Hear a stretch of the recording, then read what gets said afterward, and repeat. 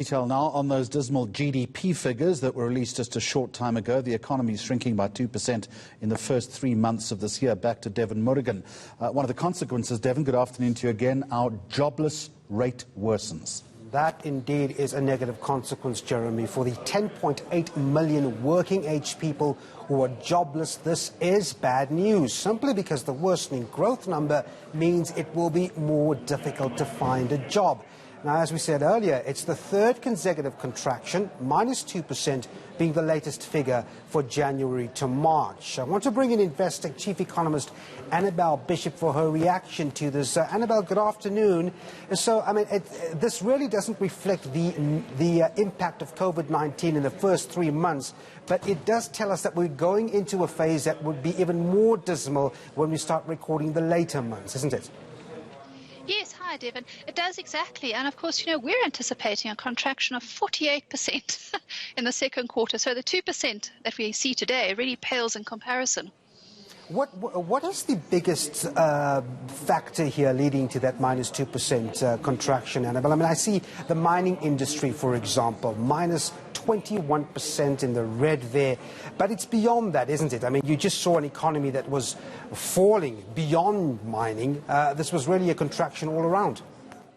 Yes, industrial production was the big loser in the first quarter and, falling by over 10% in total. As you said, the mining sector, 21%, and it's really worrying. A lot of it reflects the insufficient capacity of electricity in South Africa, insufficient supply. And of course, that also hamstrung the industry in the third and fourth quarter last year. So we've seen 3 quarters of contraction now, a deep recession. And of course, going into the second quarter, we'll see another quarter as well. But Devan, to pick up your point that this has been going on for a while now, last year, the leading indicator from the Reserve Bank showed that we would go into a recession this year. And of course, that's, what has happened already in the first quarter.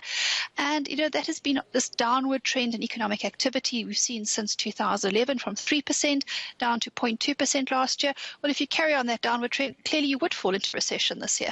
I wonder if the remedy or the solution to this growth crisis, Annabel, would be made any different by the negative effects of the lockdown and the coronavirus. The approach that government is now saying at the very latest is that we will embark on this infrastructure drive to try and not only get the development in order, but perhaps get more people employed.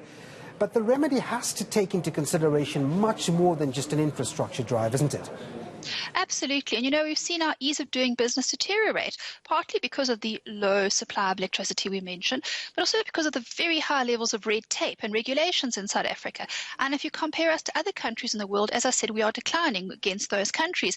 They are becoming more competitive, they're becoming more productive, the economic growth's improving, and obviously employment, and that was before COVID-19. But obviously for South Africa now, we need to see a real easing in the huge burden of red tape in South Africa, the constrictive regulatory environment in South Africa that has proliferated and grown over the past decade, the last 10 years under the Zuma administration. And of course, now moving into the 2020s, a new decade, we are still pulling this heavy regulatory environment along with us that is really constraining economic activity and dynamism. Annabel Bishop, thanks very much indeed for those insights there.